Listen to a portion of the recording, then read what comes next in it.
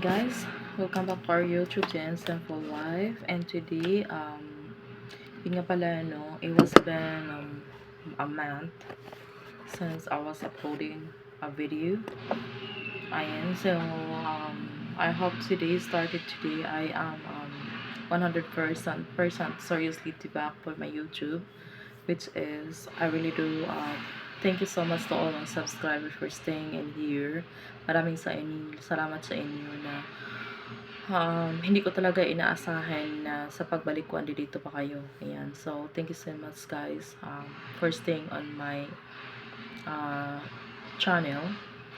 So, it was a big things happened anyway between a month, like past 1 month. Dahil po yung I had a family problem. So, isa din yun sa mga reason why I came back to the Philippines dahil po sa problema sa pamilya ko talaga.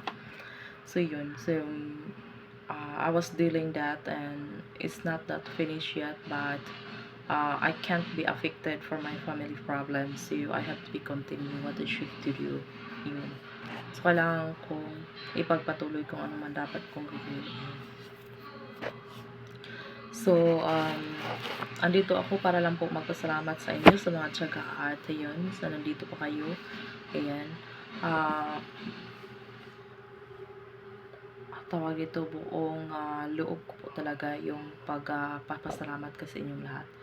So, we have to be I am going to really back and I'm going to upload a video Monday to Friday. Kahit hindi man ganun kalaki pero susubukan ko talaga na araw-araw ako makapag-upload. Ayan, kasi po marami din ako i-upload dito.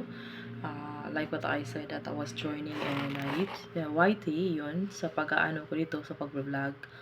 Ayun, ito talaga, siya, para siyang documentary po talaga ako sa mga buhay ko, what happened, or what, So, when we get to, at least naman, pag mga matanda na tayo, meron tayong pwedeng panoorin o pwedeng balikan, di ba? Guys, so maraming salamat pala sa pag-ano nyo dito. So, bukas nga pala is sa Thursday and then Friday. Saturday we'll have a kind of party. Yan. Marami talagang nangyari guys. So, mula ng hindi ko man maisa-isa yun. Mag step by step muna tayo yun. So, mula nung pagbabalik ko talaga dito. So, ito lang ay isang short video na gagawin ko for today. But I'll see you guys tomorrow again. Ayan. So, titingnan ko kung pwede ba ako makapag-live or Pero, siguro babalik din ako sa pagla-live. Ayan. So, ito lang nga pala yung video ko ngayon na kaya hindi ako nung nag-start ako tapos nahinto ako na isang buwan dahil po sa problema ko sa pamilya. So, alam nyo kasi, minsan kasi pag nasa malayo kayo, expectation talaga ng family, it's yun. Hindi kasi out of 100 family, maybe just only how many percentage lang na there's nothing, there's no expectation talaga. So, once you are in the abroad or you are in a different country, you work in a different country, most of the, you know, most of a Filipino family is they have an expectation talaga from you. So, yun. So, nangyari ko kasi sa akin is, yeah, they had, but eventually, I have to be solve it. And it cannot be a continue for what they're doing to me. It's been a while. It's like 20 years, guys. So, even what I try to do, it doesn't work at all because they are not willing to help themselves. So, that's one of the problem here. So I have to be take an action. It's really hard.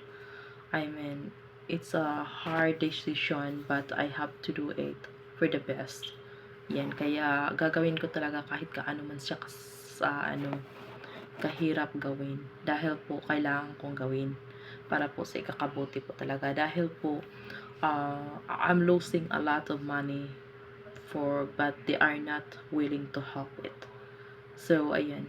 Ang iniisip ko nila yung sarili lang po talaga. Kaya po nagkaganyan. So, thank you so much guys for watching on my days quick video tonight. Ayan. So, maraming salamat po sa mga nanatili dyan. Ayan. So, at saka sa lahat po ng mga subscriber ko talaga dito. Ayan, I am really thankful to all of you guys from deep on my heart po talaga yan. Nagpapasalamat po ako sa inyo. Okay, and I'll see you for the next time and thank you for watching on this video.